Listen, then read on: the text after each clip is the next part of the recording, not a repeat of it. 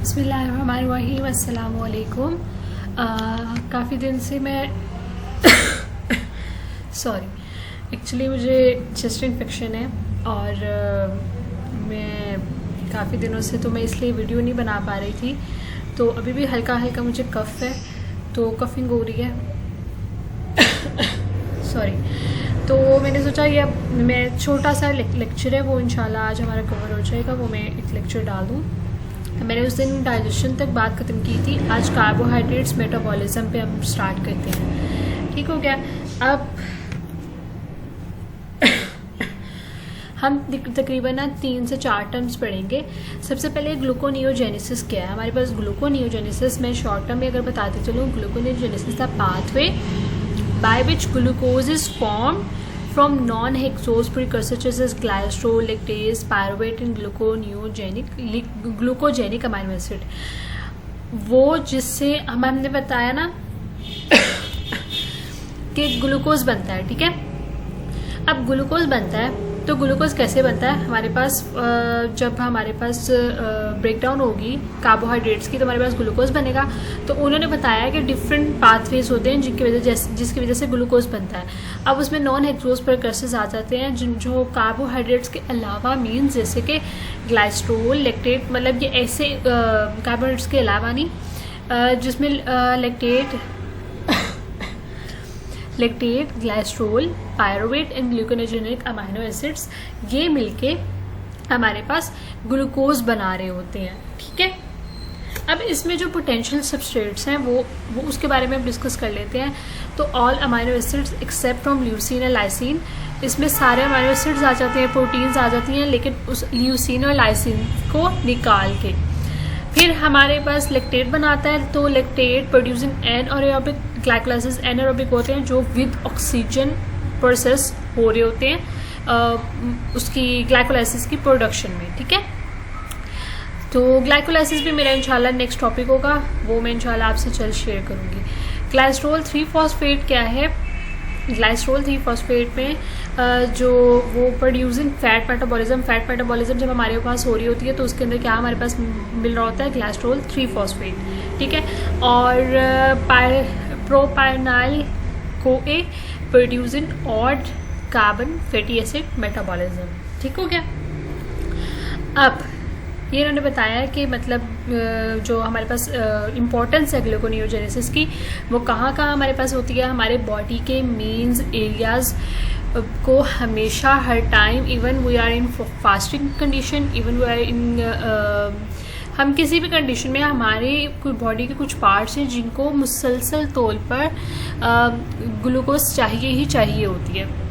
सबसे पहले ब्रेन, हम ब्रेन की बात करते हैं। Central nervous system, erythrocyte, testis and kidney, medulla depend on glucose for continuous supply of energy. इनके ऐसे ऑर्गन्स हैं हमारी बॉडी के जिनको कॉन्टीन्यूस एनर्जी चाहिए होती है उनके फंक्शन परफॉर्म करने के लिए। ठीक है, under anaerobic condition glucose is only source to supply skeletal muscle।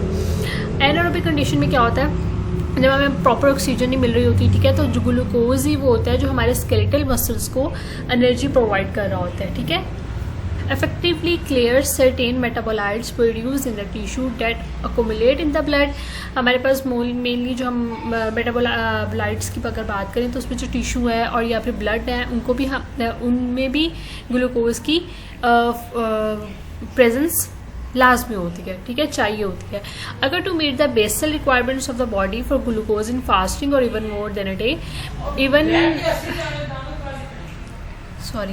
Even हमारी बॉडी को फास्टिंग कंडीशन में या एक से ज़्यादा दिन के लिए भी अगर हम खाना नहीं खाते तो हमारी बॉडी में ये प्रोसेस हो रहे होते हैं ग्लूकोनियोजेनेसिस की, जो हमारी बॉडी को ग्लूकोज यानी कि एनर्जी प्रोवाइड कर रही होती है।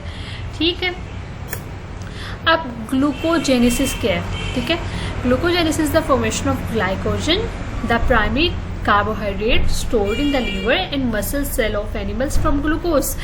इसमें क्या होता है कि हमारे पास जो प्राइमरी कार्बोहाइड्रेट्स है जो हमारे पास लीवर में और मसल्स में हमारे पास, मैंने बताया था हमारे पास जो ग्लूकोज होता है ना वो हमारे पास लीवर और मसल्स में जाके स्टोर्ड हो जाता है। लेकिन जब हमारी बॉडी को ज़रूरत होती है जो हमारा मतलब कि हमारी हमारी बॉडी को सारी ज़रूरत नहीं होती, हमारे पास एक्सेस में बन जाती है, ग्लूकोज बन जाती है हमारे पास एक्सेस में, फिर वो क्या होती है हमारी बॉडी में और हमारे लीवर में, मतलब हमारे लीवर में और मसल्स में वो जाके ग्लाइकोजन की फॉर्म में स्टोर्ड हो जाती है। ठीक है, ग्लाइकोजन की फॉर्म में स्टोर हो जाती है लीवर में और मसल्स में।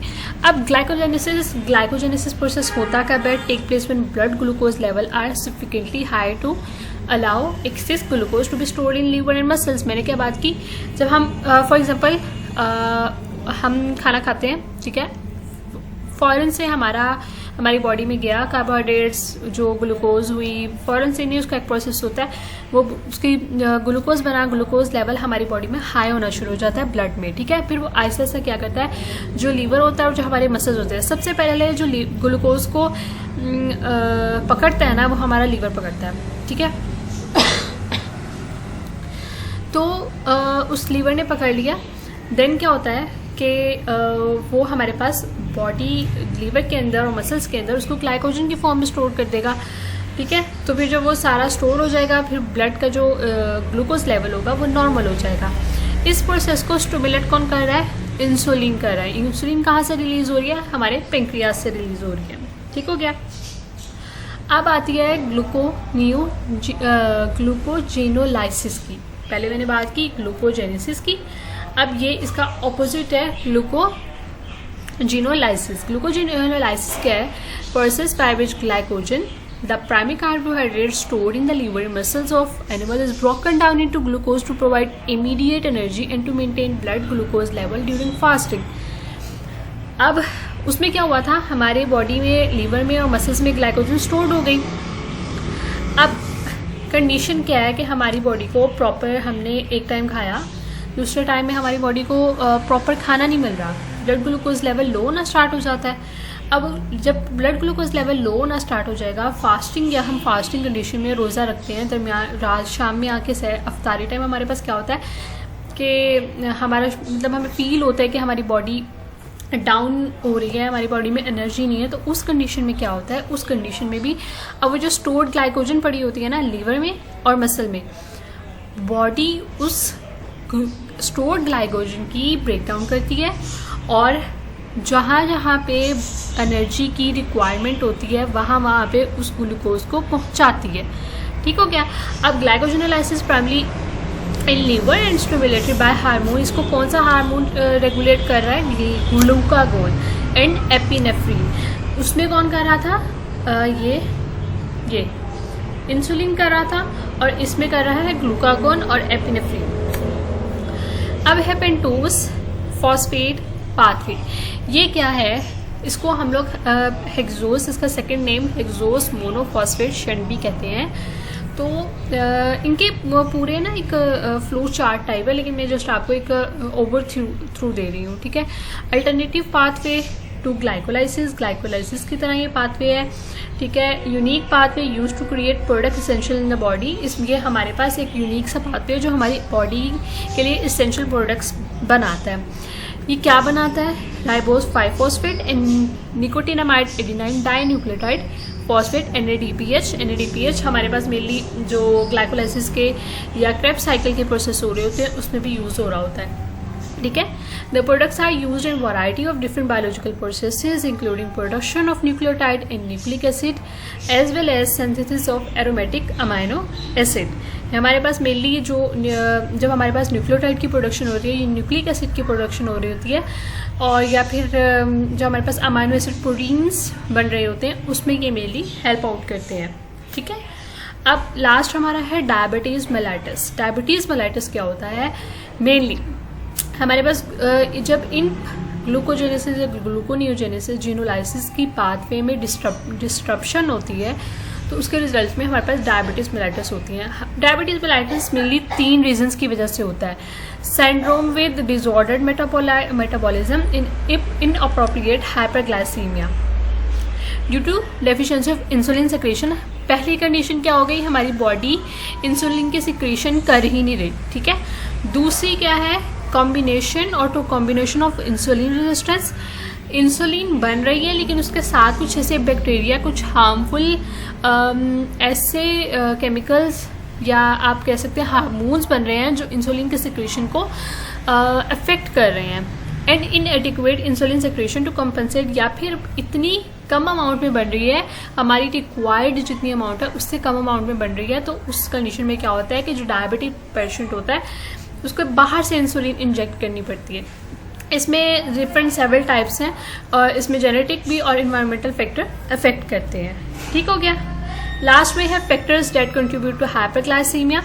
इसमें क्या होता है, रिड्यूस इंसुलिन सिक्रेशन, हमारे पास या तो इंसुलेशन की सिक्रेशन ही कम हो गई या फिर डिक्रीज ग्लूकोज यूटिलाइजेशन, ग्लूकोज की यूटिलाइजेशन ही ठीक नहीं हो रही, या फिर ग्लूकोज की प्रोडक्शन बहुत ज़्यादा हो रही है। तो ये था हमारा आज का लेक्चर। Thanks for watching. अगर आपको कोई इससे रिलेटेड कोई क्वेश्चन है तो इनबॉक्स मुझे करिएगा। अल्लाह हाफिज़।